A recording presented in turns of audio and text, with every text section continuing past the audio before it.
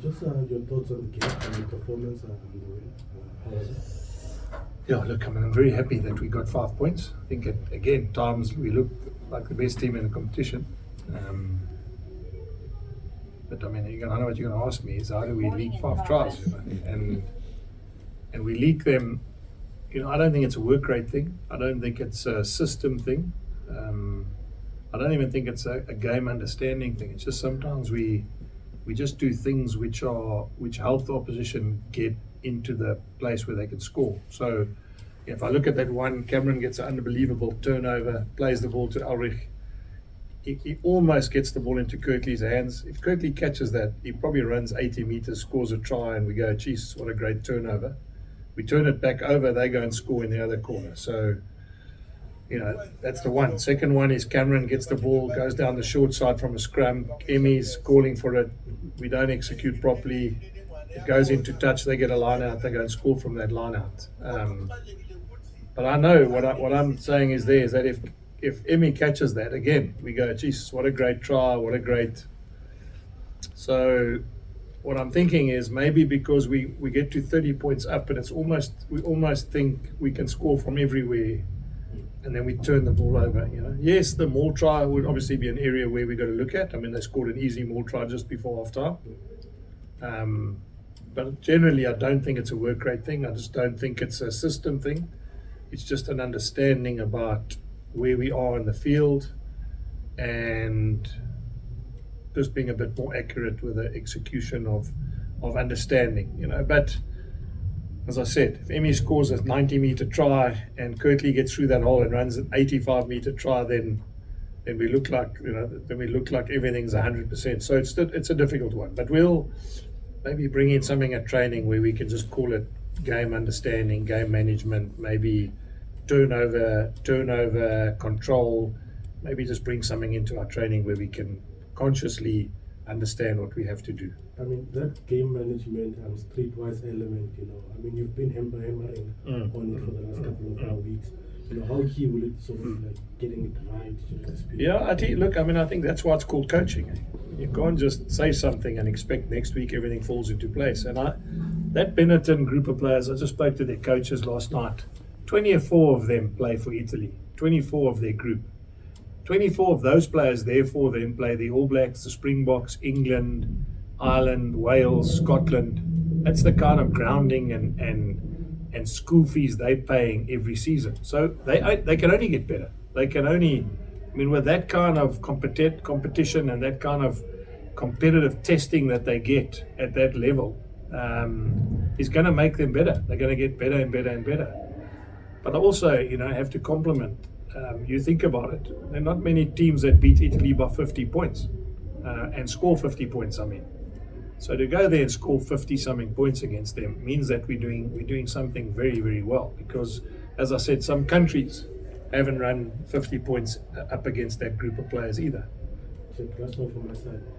Your guys' ability to score points, you know, is it something you're comfortable with going to the knockout stages? Regardless, you know that you can always outscore teams. Are you comfortable with that? Well, that's how you win competitions. I mean, I know the diehards, and I was one of those. You need to defend well too. Defense wins championships. You ask any, you know, American football coach, you still got to defend.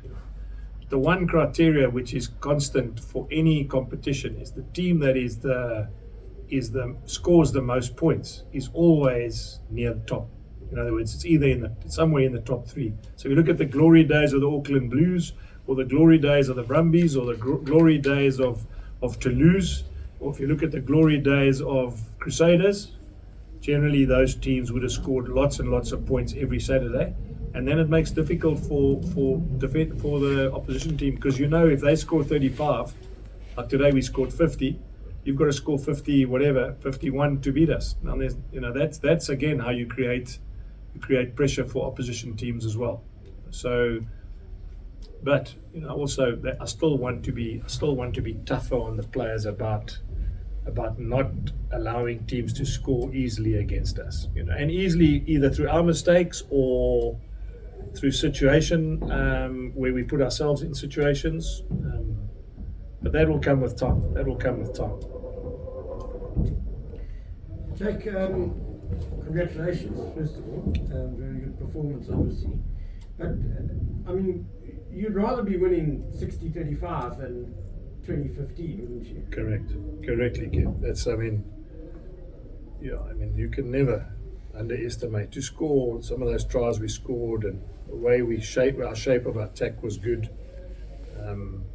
And I just said it now again, teams that win those competitions, the one thing that we're lacking is the edge on defense. And I'm talking about from the ruthlessness of not allowing teams to score points against us. The one thing that is very, very pleasing is that all the top teams in any competition, as I said, you look at Toulouse or La Rochelle when they're dominating the French, or Clermont when they were dominating the French championships, or you look at Crusaders in the glory days of their Super Rugby campaign. You have to be a team that can score 30 points every weekend. And I don't know what again, top of my head, but I would think that our home record in terms of points scored must be close to 40 points on average.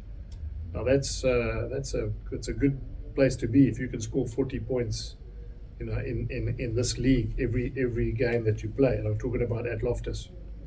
Just in terms of last week to this week, do you feel though that there was a bit of an improvement in that second half? And I'm not even looking at the scoreboard. I'm just talking about in terms of that feeling like you're still in control of the game. I mean, last week there was a feeling that, keepers, you might actually lose. Correct. But this week, I mean, did you feel that it's okay, we're still in control? You're annoyed about 5 tries. Yeah. No, Ken, when you tell me what happened last week, we almost looked like we were deers in the headlights, and we looked as though we were panicking, and we went away from understanding that they needed to chase the game. Now we were in exactly the same situation, and we continue to score points. I mean, last week I don't know if they did it consciously, but I felt we started to defend 37-10 as a result, and that's why it almost came back to bite us. This week, even though we maybe leaked 1 or 2 tries at the end, and I look now, we leaked a try in the 64th minute and we leaked the next try in the 75th minute. So again, there's a lot of changes. I had some reserves on, the cohesion's not the same, but I can tell you that there were blocks there where we had much more control. The one maul where we mauled a week ago, we would have played off the top there and tried to play sevens rugby against them. And that just shows that they understood they needed to almost tighten things up, which you saw today. It looked a lot more like a team that was aware of what caught them last week. Just on the positive side though, that opening try, I mean, that's pretty much the template what you want, isn't it? Good kick into their territory, force the knock on, dominant scrum, and then go wide, and then penalty, and then kick it in the corner, and then maul try. So I'm so glad you said that, Ken, because that was one of the things we spoke about. Last week we were pounding on their line for about 4 minutes, and then we never got any points. And the first time they got into a half, they did a run around play around the front. We were 7-0 down. And part of what I explained to the players is it's a little bit like a golfer. You can't play 3 holes or 4 holes par and think you're going to win the competition, because Tiger Woods will go birdie, birdie, birdie, and that means you're 3 shots behind.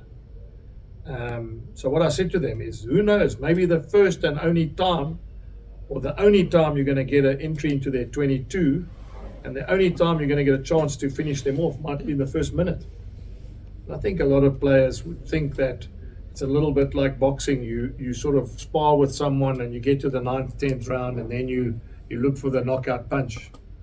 Who knows, maybe the knockout punch or the vulnerability of your opposition was right in front of you in the first round. So that's why I was also pleased. I mean, it was almost the first 4 or 5 entries we got into their 22, we scored 3 times, which again shows that lesson learned from last week as well. Just lastly, for me, Jack, you got a lot of return from your kicking game today, and so really pleased with that. Well, it is altitude, and to be fair, that is the thing. It's not coincidental that guys like Mornay Steyn and those guys have got such great kicking records, Naas Poorter. And it is a ground where you kick the ball further. It is a ground where kicking is a skill that you can really master. So yeah, I mean, it is. It's not. Again, taking nothing away from the players we have here, but any player who's ever played at Loftus knows what kind of value you get from kicking well. And we kicked really well today, especially because our kicks came from different players. You know, it came from Emmy at times, came from Johan Goosen at times, came from Willie Leroux at times. So then what it means is defenses are never sure where, you know, who's going to be asking him questions. You know, if you worry too much on the left hand side for Willie, then the door opens on the right hand side for Johan Goosen and vice versa. If you think Johan's going to kick and you give it to Willie, then obviously, you know, that also opens up the hole. So having a left and a right-footed kicker at our ground is also very important for us. Jake, sorry, I'm going to take you back. I'm still interested in the why it's happening. Yeah.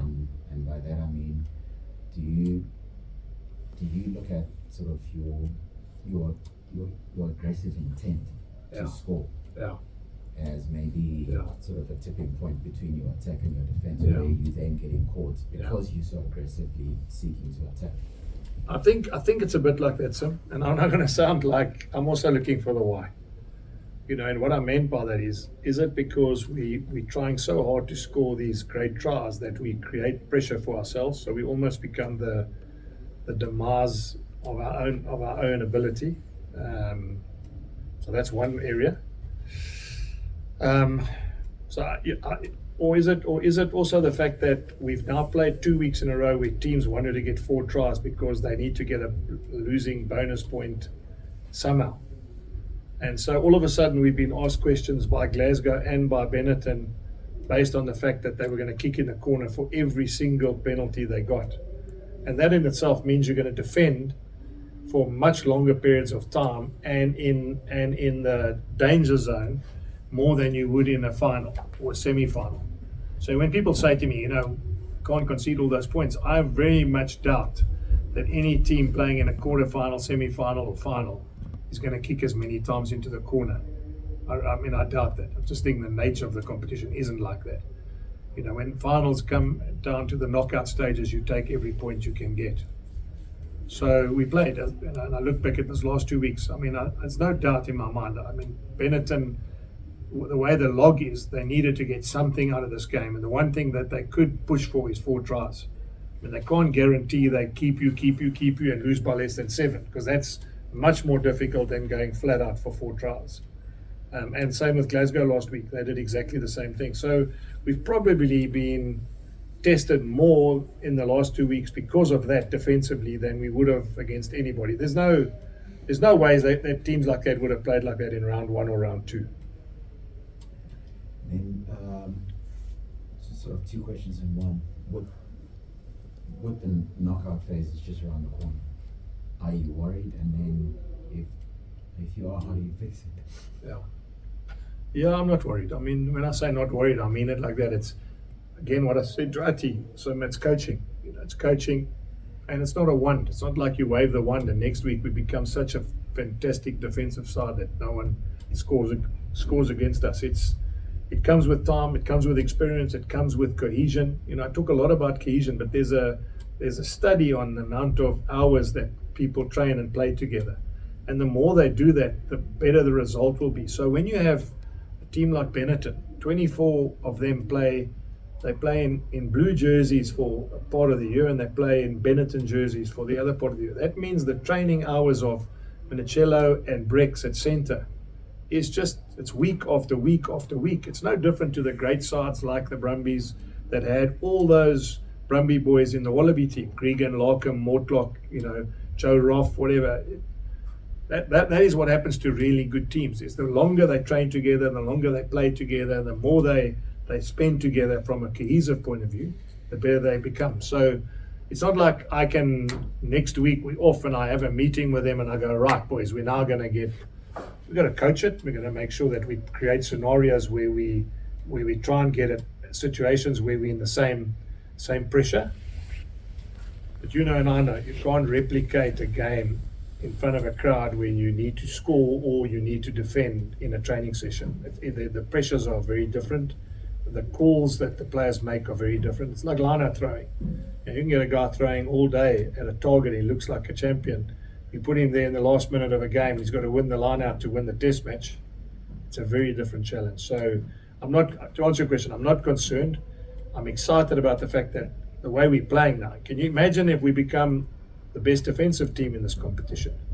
I'm talking about over time. It's going to be a very difficult team to beat. Jake, Harold Foster struggled a bit after his injury, especially with his decision making. Yeah. But it looks like he's back to his best now, and he combines very, very well with Kriel. Do you think you found a combination at centre now to go through to the semis? Yeah, I don't want to pick the team yet, Chris. I'll be honest. I mean, I think there's some good and bad things about that combination, and I'm saying. But it is one that's now getting a bit more gelled because they're spending time together. I mean, I think you agree with me, David and Stedman, when we had them together, was also very, very dangerous. So what's nice is at least there's different permutations for us. But what I am happy about is that, and that's the interesting thing, because I think defensively over multi-phases and from set piece, we're very strong. And Harold is part of that. You know, Harold stops the first phase and you know, he's very tough when he gets into that breakdown. So that's why I said I'm almost sure it's not a system thing, but he adds value to that. And you know, I don't talk about individual players, but geez, I mean, David Kriel's phenomenal. He plays 12 and then he's man of the match, and I move him to 13 and he looks like the best player on the field again. Mm-hmm. You know, and that means that, you know, he's obviously contributing to that partnership as well. So I'm not. What I'm trying to say is I'm not sure whether those two will be for every game, but the way it's working now, there's no reason why we won't keep with that combination. Okay, then is the word on Cameron aankom, what's wrong there? No, you just gotta. It's a wonderful thing you can write this. You know, you can write this today. I went to him and I said, "What's the story?" And he said, "Nee, ek het 'n kopstamp gekry." And I say, "Yes, coach. Maar daai toets is moeilik as jy moeg is." So I'm not sure if Paul boys are to do any academics or anything, but Okay. we're probably going to have to get them fatigued and then do the concussion test. You know? That's the baseline. Yeah. Jack, Scott mentioned quite a few times in his commentary that you'd stacked the channels with Vodacom and Foster specifically, and then Vodacom went off. He was very prominent, and Yes. I'm happy to hear that he's not that injured and Yes, that bad, yes. and carded very well. My question is more towards the Sharks. We're a little bit, you know, we're lying awake at night worrying about the Sharks. Are you concerned about the Sharks? Are you guys ready for them? I mean, you know, it's one of those games where well, let me put it this way. We want to win the conference too. And that's why there's lots to play for against them. And one thing we've generally done since I've been at the club is we play really well when we won something. So, you know, the one thing this group of players has done every time we get to a knockout game and it means something, and I say every time, I'm talking about, you know, 90% of the time, we've gone on and won. So whether it was a Currie Cup final against the Sharks twice, or whether it was a Super Rugby unlocked, or whether it was knocking out Western Province, you know, in those derby games as well, we've probably won more than we've lost when we've really needed to play well. But that doesn't mean that the Sharks are going to be easy. I mean, look at that team, guys. You know, Yeah. I mean, they got big names in that team, and that's why I almost think the Sharks are in the same situation. This is the time where World Cup winners can actually go and win something else. And we know it's a South African thing, is when you've got a chance to win something, it's almost like you find another gear, you know. So what I'm answering is, I just think that it's going to be a situation in the last week where we can win the conference. It's something we want to do. We want to be the best side in South Africa. We were the best side in South Africa for a long time, and we lost that mantle for the last 2 seasons. So, you know, we're going to give them off this week, and I'm talking about to relax and Boxer in training camp. So some guys will be off. I mean, the other guys will be off, and I'm hoping by Monday of the Sharks week that we then reinforce the importance of having a chance to win something. You know, not that, and I know I've said this to you because you guys are going to say it to me, not that the conference is the thing you want to win, because people don't really remember, but you still want to be the best side in South Africa, and we have a chance against the Sharks to win that game and be the top South African side. So, and we haven't done that for a few seasons. One more thing, you clearly made a step up from where you were last year. Things falling into place now, you know, in terms of your long-term planning, players coming to the club and your signings, and players not leaving and committing to the club. Yeah, I mean, last year I think we ended 7th. I know the year before we ended 3rd or whatever, but last year we came 7th. I mean, this year the worst we can now come is 4th. So that means it's already a home quarter final. And that's an improvement of where we were this time last year. So we're there. I mean, we're there. We you know, there's always that thing about you can't win the lotto if you don't have a ticket, and we've still got a ticket. And while you've got a lotto ticket, there's hope. Are we where I would like us to be? No. I mean, I'd like us to, you know, and I know you always say if only, but if we had beaten Munster, we'd be top of the log now. And that's the margins of what you sit with. If we'd beaten Munster with a bonus point, we'd basically be definitely 1st or 2nd. And that's how close it is. You know? So, but has there been improvement? There's no doubt in my mind. You know, have the players grown in this last year? Massively.